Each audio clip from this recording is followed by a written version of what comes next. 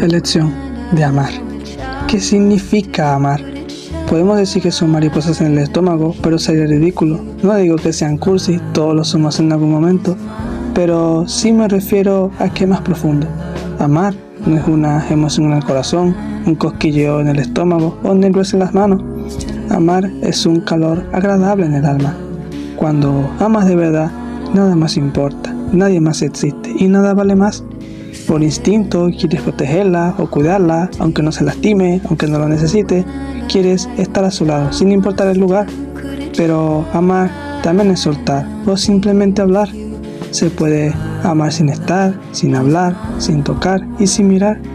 Se ama respirar y se ama al extrañar. Podemos decir que se ama por amar, sin razón ni devolución. No se ama por razón, se ama por elección.